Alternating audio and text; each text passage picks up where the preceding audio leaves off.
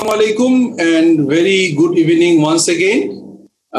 আপনাদের সাথে এই বই রিভিউ বুক রিভিউ থার্ড সেশন এটি আসলে এই বইটি 83 ইয়ার্স ওল্ড। আমরা প্রথম সেশনেই বলেছি যে এই বইটি পাবলিশ হয়েছিল 1937 সালে।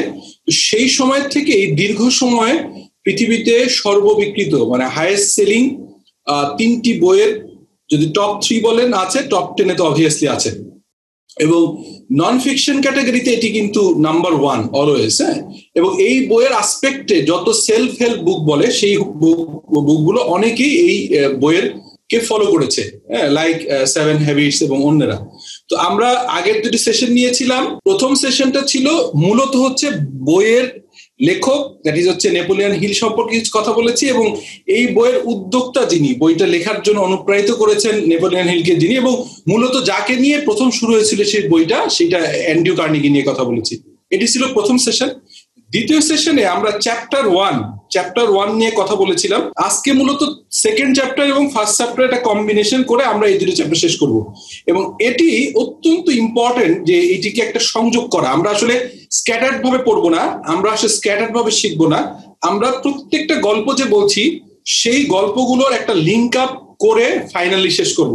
যেমন প্রথম চ্যাপ্টার ছিল চ্যাপ্টার 1। আপনারা অনেকে হয়তো বইটা কালেক্ট করেছেন, পিডিএফও আছে, এটা কোনো বড় চ্যালেঞ্জ না, বাট বইটা পড়তে হবে, কারণ বুক রিভিউ থেকে একটা আলোচনা করলে যখন পরবর্তীকালে বইটা পড়বেন, যদিও ল্যাঙ্গুয়েজ আকারে ইংরেজি একটু কঠিন, স্পেশালি 83 ইয়ার্স আগে লেখা ইংরেজি কোনো কোনো ক্ষেত্রে একটু টাফ মনে হবে, অনেক ক্ষেত্রেই বুঝতে সময় লাগবে। আর এত বড় একজন রাইটারের বই, আমরা যেহেতু আমাদের মাদার টাং ইংলিশ না, সো আমাদের জন্য ডিফিকাল্ট, বাট এই রিভিউ সহ এরকম অনেক রিভিউ আছে, বাট যেহেতু আমরা নিজেরা করছি এটিকে ফলো করলেই ভালো একটা প্রসেসে, বিকজ অনেক ধরনের অডিও বুক থাকে, অনেক ধরনের রিভিউ আসছে, অনেক বাংলা বই করেছে, এবং বাংলা যারা অনুবাদ করেছে অনেক ভুল আছে। আমি রিকোয়েস্ট করবো যদি বাংলা অনুবাদ কেউ পড়েনও, মেইন অথেন্টিক বইটা পড়বেন, কারণ এই একটা বই যদি আপনি পড়ে ফেলেন বইটা শুরু থেকে শেষ পর্যন্ত এবং অ্যাটলিস্ট একটা সার্টেন লেভেল ইমপ্লিমেন্টেশন করতে পারেন, আর কোনো বই পড়ার প্রয়োজন হবে না। এটি কিন্তু আমরা বিভিন্নভাবে আপনাদেরকে বলেছি, স্পেশালি কয়েকজন বিখ্যাত রাইটার পরবর্তীকালে একই কথা বলেছেন যে থিঙ্ক অ্যান্ড গ্রো রিচ এই বইটা যদি কেউ ভালো করে পড়ে তাহলে হয়তো তার আর কোনো বই মানে সেলফ হেল্প কোনো বই পড়ার প্রয়োজন নাই, তার জীবন গঠনের জন্য, তার জীবনের লক্ষ্য ঠিক করার জন্য, তার জীবনে অর্জনের জন্য। এর বাইরে মানুষ প্লেজারের জন্য তো অনেক ধরনের উপন্যাস পড়ে, গল্প পড়ে, সেটি ভিন্ন কথা। তো যাই হোক, আমরা দ্য পাওয়ার অফ থট প্রথম চ্যাপ্টার আলাপ করেছিলাম, আর সেকেন্ড চ্যাপ্টার নিয়ে যে ডিসকাস করেছিলাম সেটি হচ্ছে ডিজায়ার। তো আপনার নিশ্চয়ই মনে আছে সেকেন্ড ক্লাসে আমি 3টা গল্প বলেছিলাম। প্রথমটা আমরা বলেছিলাম মিস্টার এডউইন সি বার্নেসের একটা ঘটনা বলেছিলাম, যিনি যার জীবনে একটা লক্ষ্য ঠিক করেছিলেন, অত্যন্ত গরিব এবং অলমোস্ট অশিক্ষিত একজন, খুব গ্রামে থাকা একজন লোক এডউইন সি বার্নেস। উনি হঠাৎ করে মনে করলেন পৃথিবীর সবচেয়ে বড় বিজ্ঞানী ওই সময়কার, আজ থেকে প্রায় 100 বছর আগে, সেটি হচ্ছে আমরা সবাইকে জানি টমাস আলভা এডিসন, তার বিজনেস পার্টনার হবেন, এবং কিভাবে বিজনেস পার্টনার হলেন, তার কি স্ট্রং ডিজায়ার ছিল, এটি নিয়ে কথা বলেছি। সেকেন্ড কথা বলেছি আমরা ডার্বি নামে এক ভদ্রলোকের কথা, যিনি ওই সময় আমেরিকার টপ 10 ইন্স্যুরেন্স সেলারের একজন ছিলেন। মিস্টার ডার্বির চাচা এবং দুই চাচার দুটি ঘটনা আমি বলেছিলাম, এবং এর সঙ্গে আরো একটি ঘটনা বলেছিলাম, সেটি হচ্ছে যে একজন মুসলিম সেনা প্রধান, একজন ওয়ারিয়র, তার নাম আমরা জানি সবাই, তারেক বিন জিয়াদ, ওনার ঘটনা বলেছিলাম। এটা স্পেন বিজয়ের ঘটনা। এই 3টি ঘটনা আমাদের কিন্তু মাথায় রাখতে হবে, কিন্তু এর পরে যতগুলো ঘটনা বলবো প্রত্যেকটার সাথে প্রত্যেকটা লিঙ্ক আছে, এবং আমরা যে 10টা সেশনে কথা বলছি, 10টা সেশন শেষ করলে এই ঘটনাগুলো একটার সাথে একটা আমরা মিলিয়ে, এবং এখান থেকে আমরা কিভাবে ইমপ্লিমেন্ট করব, আমরা বই থেকে কি উপকার পেতে পারি, এবং আমি আপনাদেরকে আশা করব শুধু এই বই বলা না, 1 বছর যদি আল্লাহ তাআলা আমাদের সবাইকে বাঁচিয়ে রাখেন, বা আমরা যারা এটাকে এই প্রসেসের সাথে থাকবো, বুক রিভিউ আরো বই পড়বো, অন্য বই আলাপ করবো, কিন্তু এই বইয়ের থেকে আমরা কি আউটপুট পেলাম, আমরা জীবনে কতটুকু ইমপ্লিমেন্ট করতে পারলাম, একটা ফলো আপ চার্ট টাইপ করার ইচ্ছা আছে। তো যাই হোক, আজকের আপনার third session of this book review আমরা শুরু করছি। সেখানে আমরা আরো 3টি ঘটনা বলবো। প্রথম ঘটনা হচ্ছে আমি যেটা বলবো এটি অত্যন্ত আমার মনে হয় যে আমি পার্সোনালি বলবো যে এই ঘটনা আমি 3বার পড়েছি বই পড়ার সময়। তৃতীয়বারে যে আমার মনে হয়েছে, আগের 2বারও পড়েছি বাট সামহাও অতটা ইম্পর্টেন্স নেই, তৃতীয়বারে মনে হয়েছে লাইফের সাথে অত্যন্ত মিল আছে। সেটি লেখকের ভাষায় বলছি, লেখক এই চ্যাপ্টারের শুরুতে বলছেন, এই ঘটনা বলার সময় বলছেন যে আমি একজন যুবকের কথা বলবো, যে যুবকের বয়স 24 বছর, 24 ইয়ার্স, এবং আমি তাকে চিনি তার জন্মের কয়েক মিনিট পর থেকে, অর্থাৎ তাকে 24 বছরে চিনেন। সো আমরা একটু আমাদের রোমাঞ্চকর মনে হচ্ছে যে 24 বছরের একজন যুবকের কথা বলছে, এবং সেই যুবককে উনি প্রায় 24 বছর যাবত চিনেন, কারণ প্রথমে 1 মিনিট পরে, 1-2 মিনিট পরে। তো পরবর্তীতে লেখক বলছেন he is none other then my youngest সান। এখানে ঘটনাটা কিরকম আমি বলি, আমরা হিল মানে নেপোলিয়ন হিলের বড় ছেলে, উনি আসলে পত্রিকার বিজনেস করতেন, পেপারের বিজনেস করতেন পরবর্তীকালে। তো ওনার ছোট ছেলে যখন হয় তখন হসপিটালে ওনার ফিজিক্যালি কানের যে বাইরের অংশটা এটি ছিল না, মানে ওই বাচ্চাটার দুটি কানই ছিল না, এবং এটা না থাকার কারণে তারা হাজবেন্ড ওয়াইফ খুবই হতাশ হয়ে যায় এবং অনেক ধরনের ডক্টরের সাথে আলাপ করে। ডক্টররা বিভিন্ন ধরনের টেস্ট করে, স্পেশালি তখনকার আজ থেকে প্রায় 100 বছর আগের যে টেস্ট প্রসেস ছিল, সেই টেস্টে ফাইনালি বলা হয় যে এই বাচ্চাটি শ্রবণ প্রতিবন্ধী, অর্থাৎ ও বাচ্চাটা শুনতে পারবে না কখনোই, এবং যেহেতু সে শুনতে পারবে না, স্বাভাবিকভাবেই সে হয়তো কথাও বলতে পারবে না। তো স্বাভাবিকভাবে তখন লেখক বলছেন, লেখকের প্রত্যেকটা লাইন আমার কাছে খুব ইন্টারেস্টিং মনে হয় যেভাবে বলে। উনি বলছেন যে একজন ডক্টর হিসেবে সে ঠিকই বলেছে, ডক্টর এটা বলতেই পারেন, বাট আমার as a father I have every right two deny it, disagree with the doctor. উনি এটাকে অ্যাকসেপ্ট করেন নাই। তো অ্যাকসেপ্ট না করার কারণে কি হয়েছে, বাচ্চাটা স্বাভাবিকভাবে, আমরা জানি যে ছোট বাচ্চারা 1 বছরের পর থেকে আস্তে আস্তে কথা বলা শুরু করে।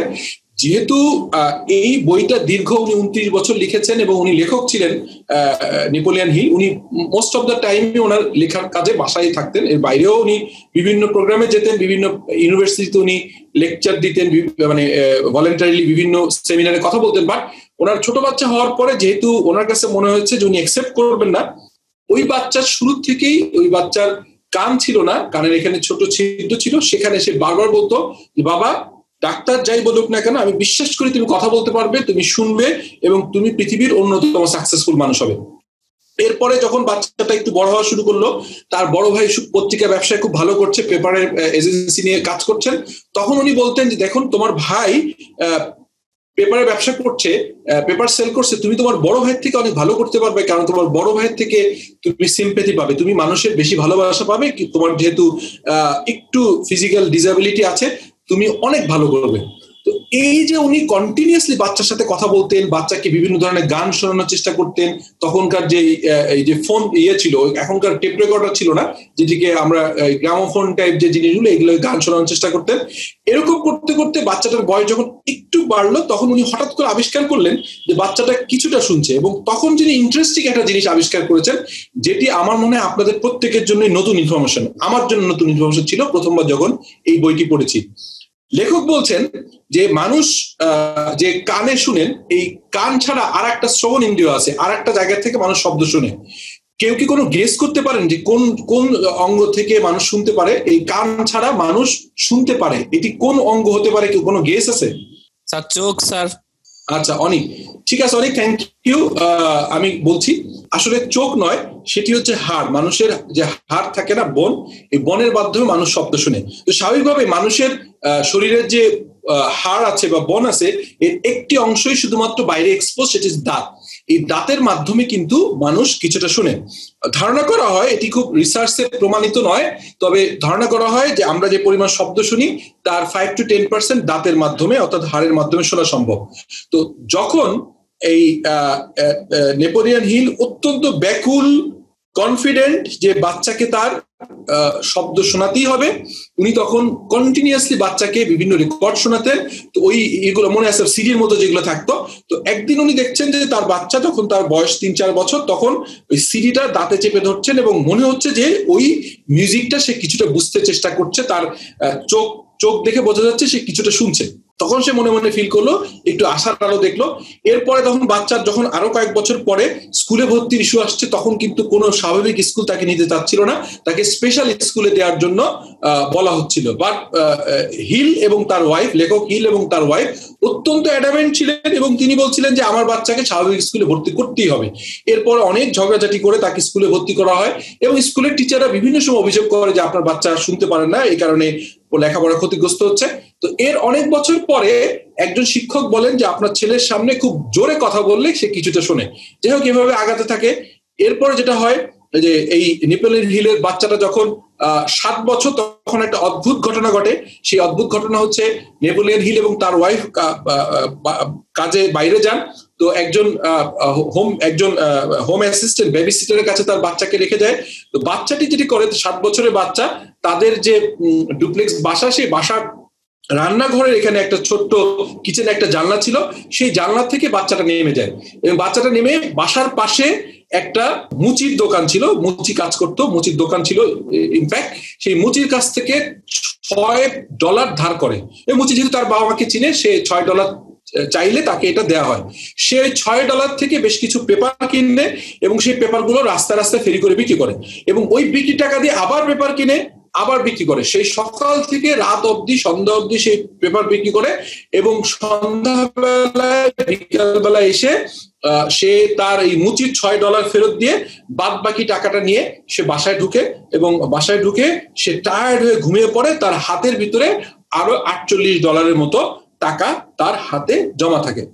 তো বাবা মা যখন রাতে ফিরে আসে একসঙ্গে, তখন দেখতে পায় যে বাচ্চাটি অত্যন্ত টায়ার্ড হয়ে ঘুমাচ্ছে এবং নেপোলিয়ন হিলের ওয়াইফ অত্যন্ত জোরে সরে কান্দা শুরু করে, বিকজ উনি বুঝতে পারেন যে বাচ্চাটা বাইরে গিয়েছিল এবং সে কিছু একটা করেছে, তার হাতে যেহেতু টাকা আছে, এবং উনি খুব ভয় পাচ্ছিলেন যে বাচ্চাটা তো গাড়ির নিচে পড়তে পারতো, অ্যাক্সিডেন্ট হতে পারতো, যেহেতু উনি শুনতে পান না এবং কথা বলতে পারে না।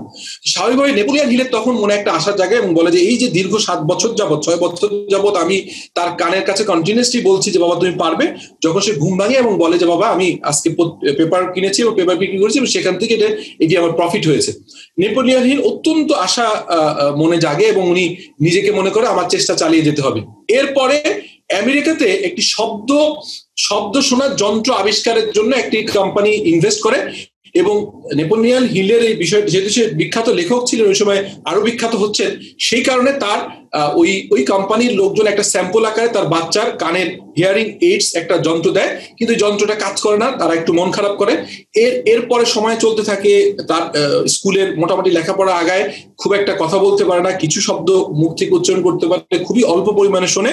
কিন্তু এরপরে ওই যে প্রথম টেস্ট করে তার 7 বছর পরে, 8 বছর পরে আপনার আরেকটা যন্ত্র বের হয় এবং তাকে প্রথমবার স্যাম্পল আকারে ওই কোম্পানি আবার পাঠায় এবং অদ্ভুতভাবে খেয়াল করা হয় যে তার বয়স যখন অলমোস্ট 18 বছর, তখন সে ওই যন্ত্রের সাহায্যে পুরোপুরি শুনতে পায় এবং সে ধীরে ধীরে কথা বলতে পারে এবং সে কন্টিনিউয়াসলি বিভিন্ন গান শুনতে থাকে এবং তার যে এই 18 বছর, দীর্ঘ 18 বছর শুনতে না পাওয়ার যে ব্যাকুলতা, সেই জন্য সে বিভিন্ন মুভি দেখতে থাকে, গান শুনতে থাকে, অনেকের সাথে গল্প করতে থাকে এবং পরবর্তীকালে যখন সে ধীর স্থির হয়, তখন এই যে হিয়ারিং এইড বা এই যন্ত্রটা আবিষ্কার করা যে কোম্পানি, সেই কোম্পানির মালিকের কাছে নেপোলিয়ন হিলের ছেলে, ওনার নামও আমি বলে দিই ব্লেয়ার একটা চিঠি লেখে যে আপনাদের এই যন্ত্রটা আমার জীবন চেঞ্জ করেছে, আমি আপনার সাথে দেখা করতে চাই। পরবর্তীকালে আমরা জানি, আমি একটু দ্রুত বলছি বিকজ কয়েকটা ঘটনা বলতে হবে এবং এটা লিঙ্ক আপ করে দিব। পরে বলা হচ্ছে যে ওই যে ভদ্রলোক যিনি হচ্ছে এই হিয়ারিং এইড তৈরি করার মালিক যে কোম্পানি, ওর সাথে নেপোলিয়ন হিলের ছেলে দেখা করে এবং দেখা হয়। পরবর্তীকালে এই ব্লেয়ার বলে যে তার বয়স যখন বেশ কিছু বয়স হয়ে গেছে, প্রায় 20-এর মতো বয়স, তখন সে বলে যে আমি এই যন্ত্র আমার লাইফ চেঞ্জ করে দিয়েছে, অতএব আমি আমেরিকাতে প্রায় লক্ষাধিক বাচ্চারা যারা শুনতে পায় না, তাদের এই শোনার যে এটি যেটা ফিজিওলজিক্যাল কাজ না, এটা যে শুধুমাত্র কানের একটা যন্ত্র না, মানুষের একটা দেহর অঙ্গ না, এটি যে mental belief system, strong desire, burning desire থাকলে মানুষ যে শুনতে পারে। আমার বাবা দীর্ঘ 18-20 বছর যাবত আমার সাথে কথা বলতে বলতে বলতে আমাকে এটিকে মনের ভিতর ঢুকিয়ে দিয়েছে যে ইউ ক্যান, পারবে না, তুমি পারবা, তোমাকে পারবা। সো এই জিনিসটা সে শেয়ার করতে থাকে। পরবর্তীকালে ওই কোম্পানি তার ছেলে চাকরি হয় এবং আমেরিকাতে একটা সাড়া পড়ে যায় যে যারা শ্রবণ প্রতিবন্ধী, যারা বাক প্রতিবন্ধী, কথা বলতে পারে না, তাদের কাজে উনি হেল্প করতে থাকেন। সো এটি লেখক বলেছেন যে তার ছেলের ঘটনা, স্ট্রং ডিজায়ার এবং ট্রাস্ট, বিলিভ যদি থাকে, মানুষ যে কোনো অর্জন করতে পারে। এর থেকে বড় ঘটনা, এর থেকে একজন লেখকের ব্যক্তিগত জীবনে তার ছেলের জীবনের থেকে নেওয়া ঘটনার থেকে বড় ইনস্পায়ারেশন আমরা আর পেতে পারি না। আমার কাছে পার্সোনালি আমি খুব ইন্সপায়ার্ড হই। এটি একটা ঘটনা। এছাড়া আরো দুটি ঘটনা বলে আমি আজকের সেশনের একটা সাম করবো, আপনি বুঝতে পারবেন। আরেকটি ঘটনা, আপনারা একটু ইন্টারনেটে সার্চ করবেন, শিকাগো ফায়ার নামে একটা আগুন লেগেছিল। সেটিও আজ থেকে প্রায় 100 বছর আগে, যেহেতু বইটি লেখা হয়েছে লেখা শেষ হয়েছে আজ থেকে 83 বছর আগে, অতএব তার আগের ঘটনা, অবভিয়াসলি প্রায় 100 বছর আগের ঘটনা, শিকাগো ফায়ার। এবং এখানে শিকাগো শহরে যে একটা মার্কেট ছিল, এই মার্কেটে বেশ কিছু দোকান ছিল, সেগুলো কিন্তু পুরো একটা আগুনে ভস্মীভূত হয়ে যায়, পুড়ে যায়। সো এই মার্কেটের যারা মালিক সমিতির লোক ছিল, যারা মালিক ছিল, দোকান মালিক ছিল, তারা পরের দিন সকালে সবাই দেখতে থাকে তাদের আগুনে জ্বলে তাদের সর্বশান্ত হয়ে যাচ্ছে। তারা তারপরে একটা কুইক মিটিং করে এবং মিটিং এ একটা ইস্যু তোলে যে এখানে নতুন করে ব্যবসা শুরু করবে নাকি আমেরিকার অন্য অঞ্চল যেখানে আরো মানে কম চ্যালেঞ্জ, আরো ভালোভাবে ব্যবসা করে সেখানে যাবে। তো সবাই ডিসিশন নেয় যে যেখানে যেহেতু এই শিকাগোতে আগুন লেগেছে, এখানে আর তারা ব্যবসা করবে না, এটা তারা অপয়া মনে করছে এবং এখানে ব্যবসা করবে না। এই সমস্ত ব্যবসায়ীরা একমত হয় একজন ব্যক্তি ছাড়া, তার নাম হচ্ছে মার্শাল ফিল্ড। আমি যদি ভুল না বলি,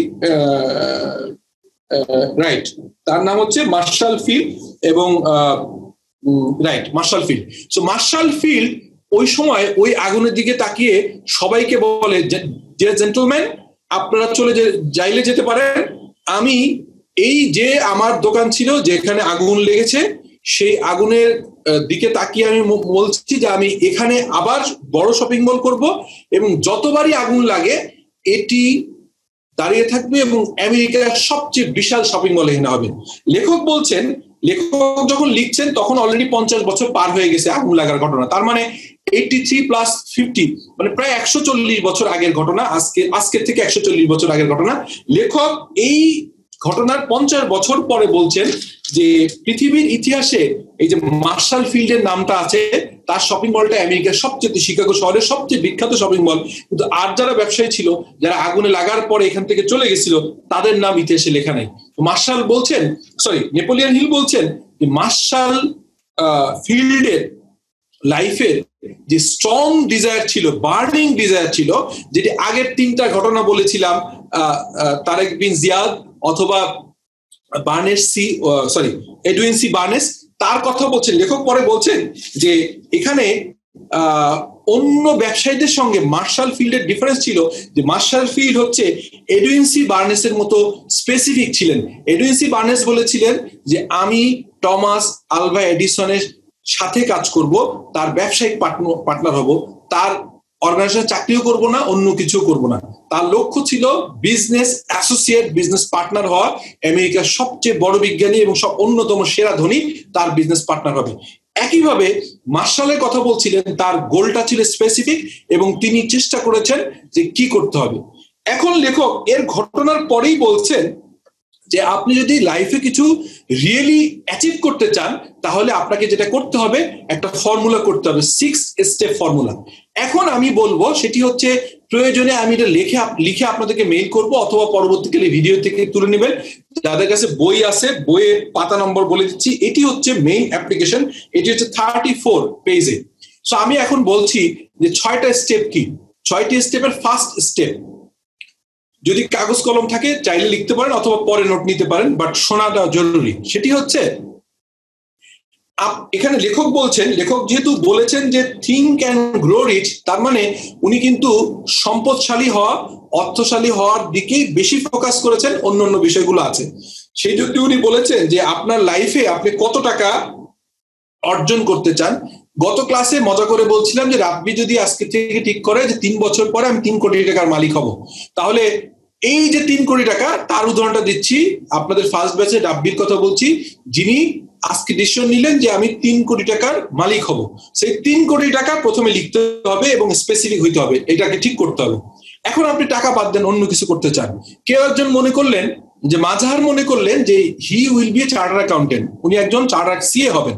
সো এটি তার ওই লক্ষ্য হতে পারে, তার গোল হতে পারে। সো কেউ 3 কোটি টাকার মালিক হবেন, এটি যেমন লক্ষ্য হতে পারে। মাঝহারের লক্ষ্য হতে পারে যে আমি 3 বছরের ভিতর চার্টার অ্যাকাউন্টেন্সি কোয়ালিফাই করবো, অথবা মনিরুলের মনে হতে পারে আমি আগামী 3 বছরের ভিতর সিএ কোয়ালিফাই করবো, বা তুষারের মনে হতে পারে, যারা আমি জানি এখানে যারা সিএ পড়ছেন বা অন্য অনেকেরই, আমি জাস্ট একটা এক্সাম্পল দিচ্ছি, সবার নাম বলছি না, মন খারাপ করে না, সবাইকেই আমি চিনি, সবাই আমার খুব ক্লোজ। তো এই যে ঠিক করলেন, এটি হচ্ছে ফার্স্ট স্টেপ। 2, এখানে বলছে যে be definite to as to the amount, definite amount লাগবে। তো অ্যামাউন্ট যদি না বলি, আমি যদি অর্থ ইনকাম যদি আমার 1 নম্বর গোল না হয়, সিএ কোয়ালিফাই করা 1 নম্বর গোল হতে পারে, একটা 100 কোটি টাকার বিজনেস আমার 1 নম্বর গোল হতে পারে। আমার এক বন্ধু বলছে যে আমি সে ইজ চার্টার অ্যাকাউন্টেন্ট, একটা গ্রুপে ফাইন্যান্স ডিরেক্টর ছিল, উনি আমাকে বলেছে আগামী 5 বছর পরে আমি একটা গার্মেন্টস গ্রুপের মালিক হব এবং আমার 1000 কোটি টাকার মালিক হতে হবে। সে 5 বছর পর একটা গোল ঠিক করেছে।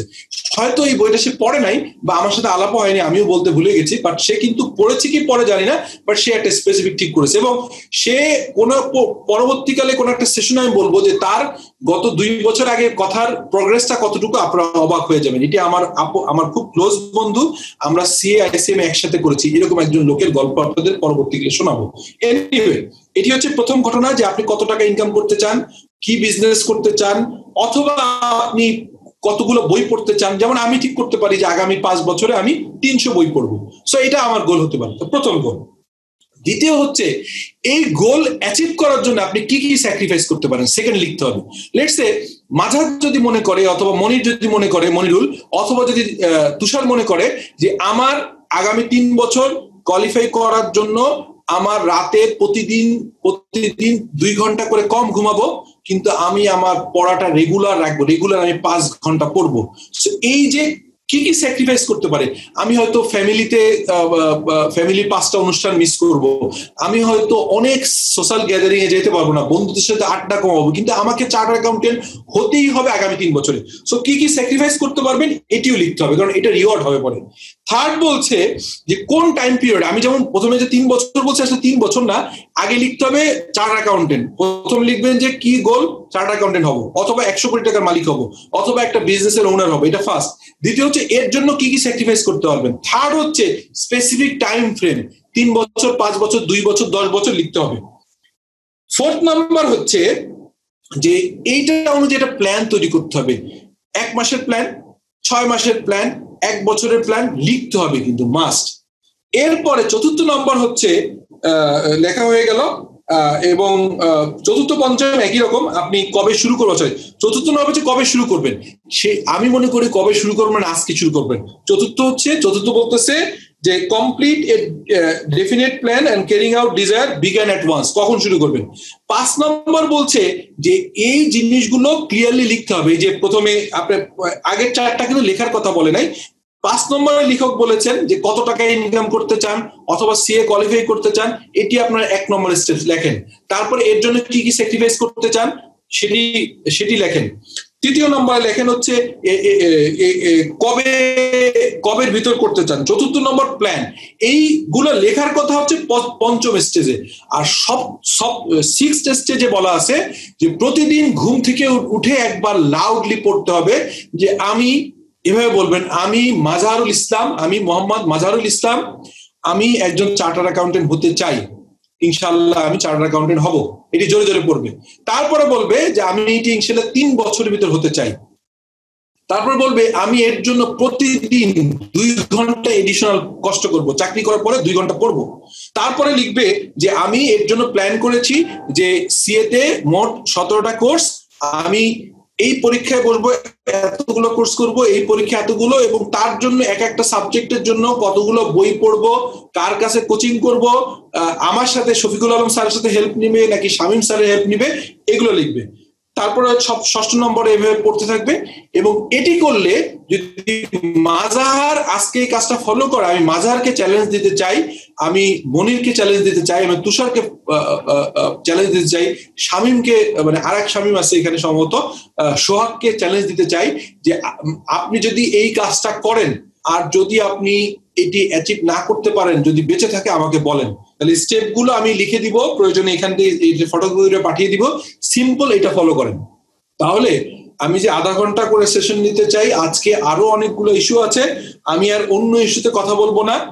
আজকে আমাদের কি বললাম, প্রথমে আমি নেপোলিয়ন হিল তার ছেলের একটা ঘটনা বললাম, তারপরে আমি বললাম মার্শাল ফিল্ড, যিনি কতটা ডিজায়ার, যে উনি বলছেন যে অন্যরা চলে যায়, যাক, আমি যেতে চাই না এবং আমি যাব না, এবং এখানে যতবার আগুন লাগে, যতবার আমার দোকান পুড়ে যায়, আমি আমেরিকার সবচেয়ে নাম করা শপিং মল এখানে করে ছাড়বো ইনশাল্লাহ।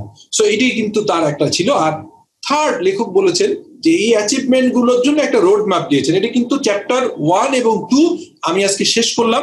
এই চ্যাপ্টার 1 এবং 2 থেকে কিন্তু আমরা এই আউটকামটা পেলাম যে 6টা স্টেপে আমাদের গোল সেট করতে হবে এবং কিভাবে আমরা কাজগুলো করবো এটি বলা আছে।